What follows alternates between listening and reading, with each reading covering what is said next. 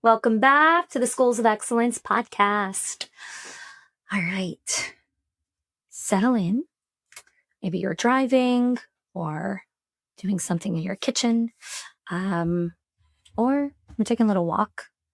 Maybe you snuck a few minutes of rest, just kind of some alone time. Whatever it is, I'm glad that you're here. Thanks for joining me. A lot of leaders come to me for different things. And a lot of the things that I hear is I really want consistency, or I need consistency. I want things to stop slipping. I want to stop repeating myself. I want leadership to feel steadier.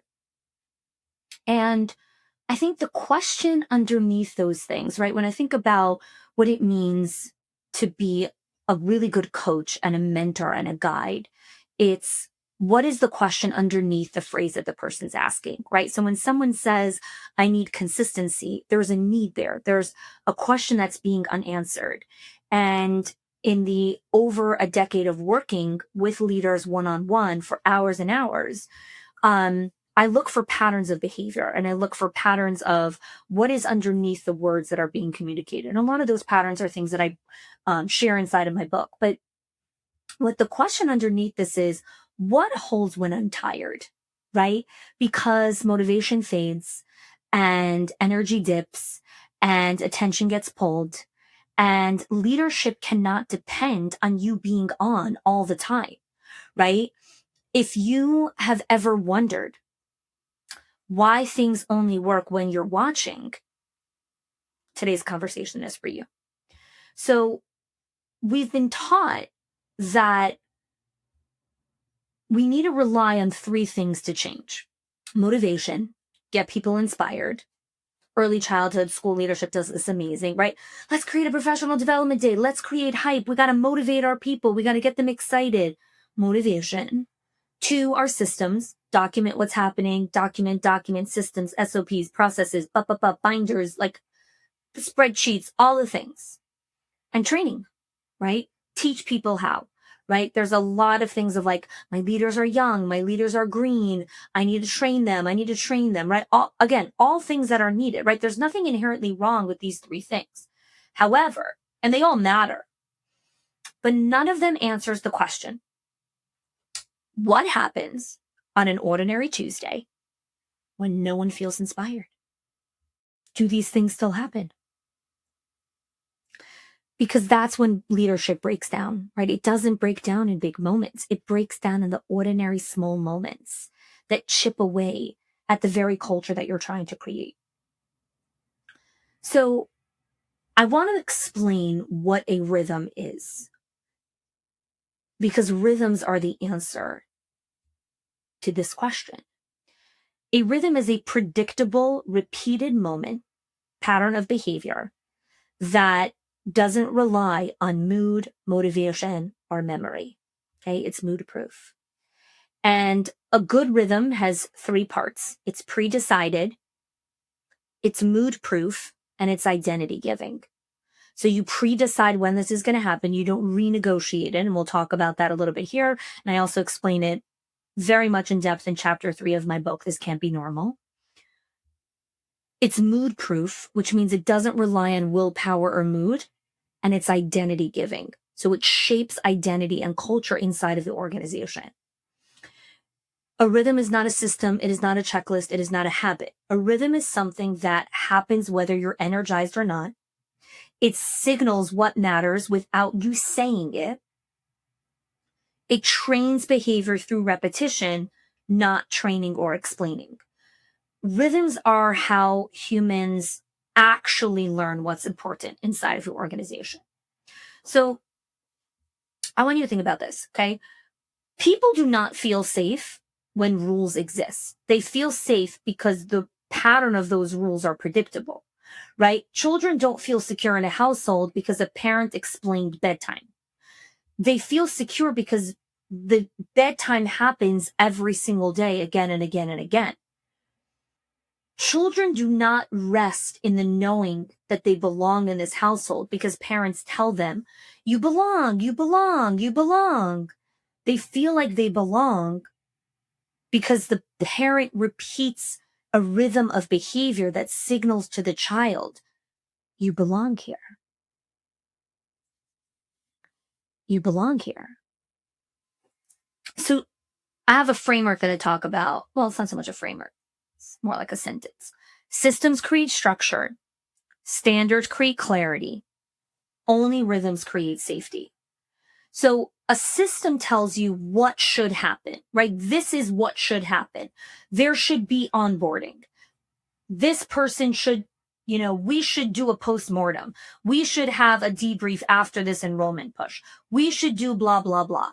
Okay. A rhythm says what actually happens here consistently, right? Because you can have a system for feedback, but if feedback only happens when there's a problem, then the rhythm is actually avoidance. You can have a system for accountability, but if standards get reinforced intermittently, then the real rhythm is uncertainty.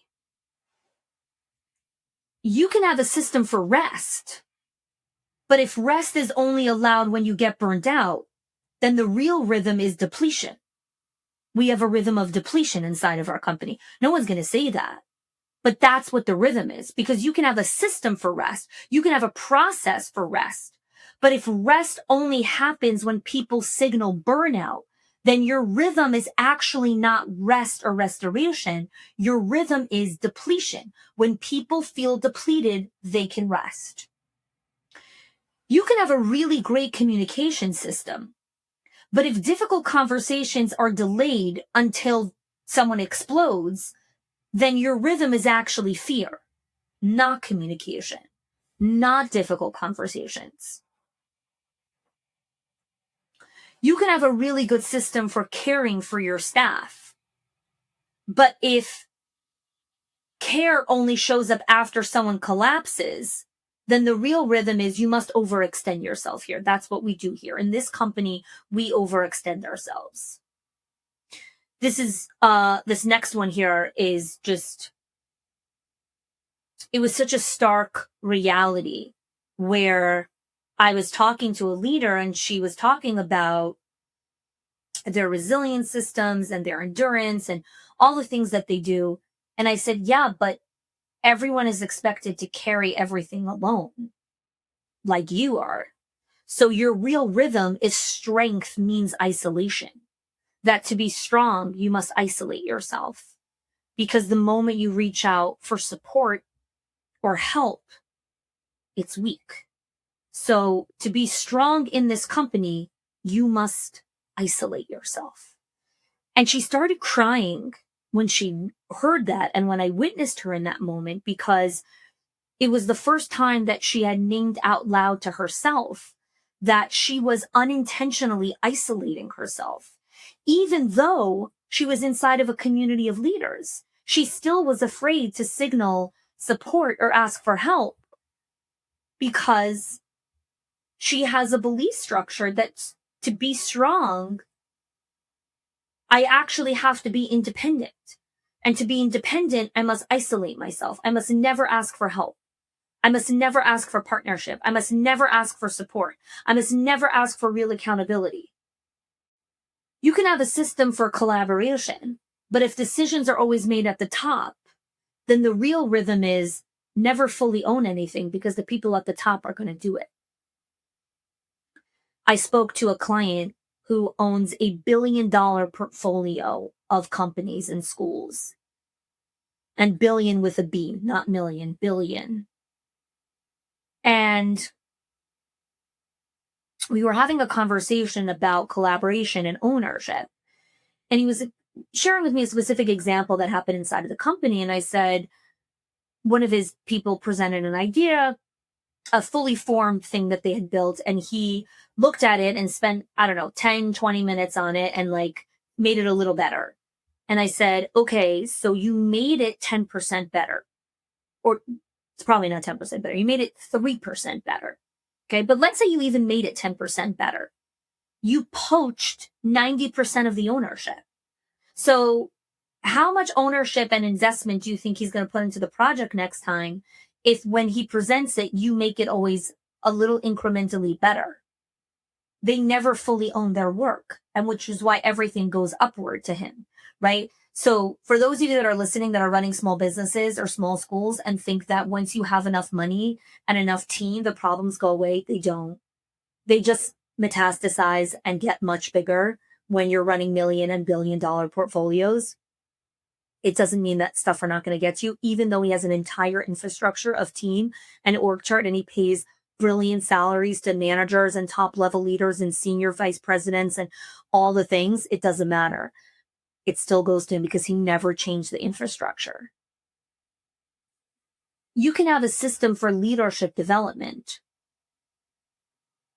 but if mistakes feel like they're fatal, then the real rhythm is play it safe. Play it safe. You can have processes that signal, oh, we're a flexible work environment, or we have flexibility. But if grace disappears the second pressure shows up and now you don't have grace anymore, then the real rhythm is perform, even when it costs you. And one of the chapters in my book of generosity talk about grace. You can have a system for rest, but if rest has to be justified, the real rhythm is you have to earn your peace. People do not follow what you say you value. They follow what it costs them to need something. And they don't follow policies. They follow what happens consistently. They follow the rhythm.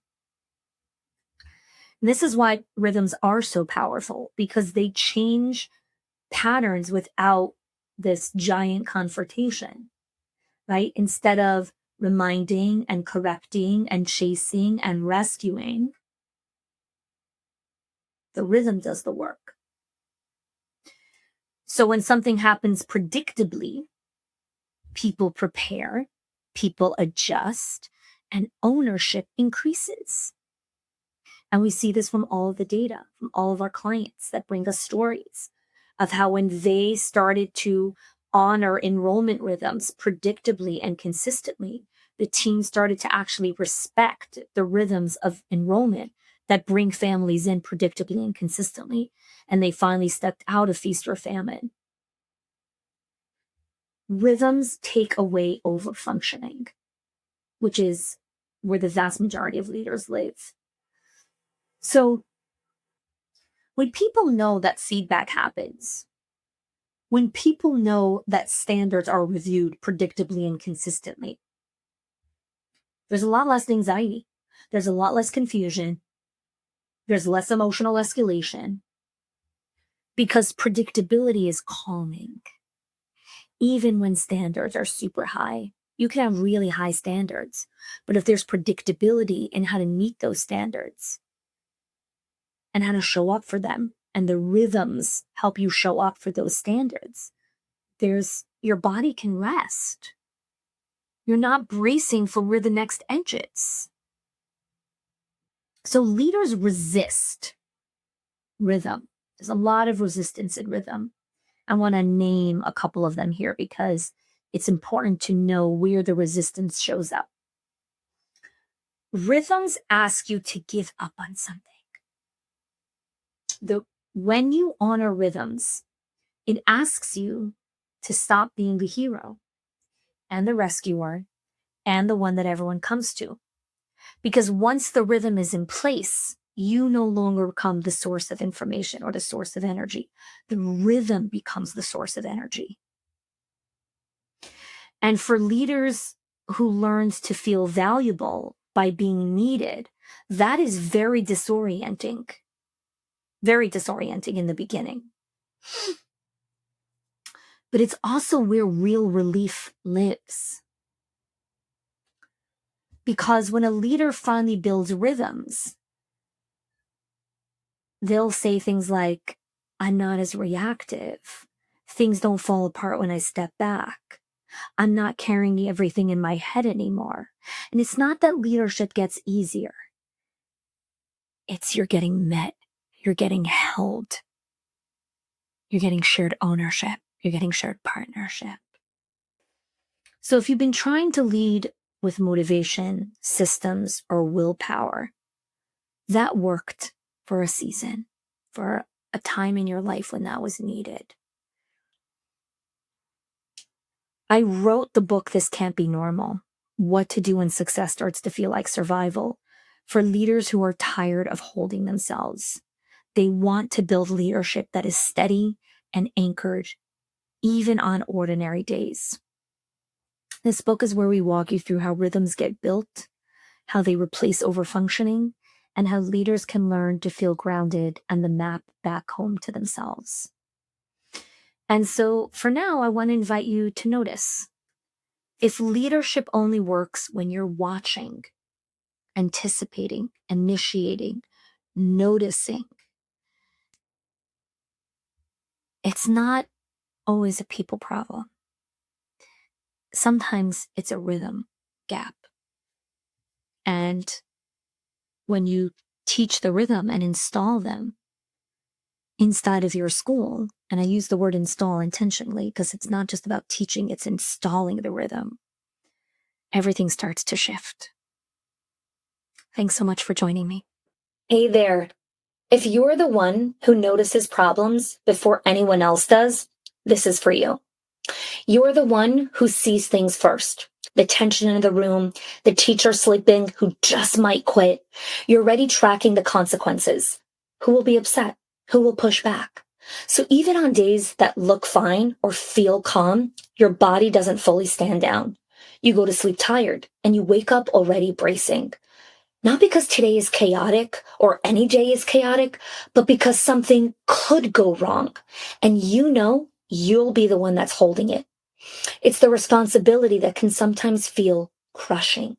You stay alert, reliable, and steady because you've seen what happens when things aren't held, when communications slip, when standards soften, when everyone assumes someone else will step in.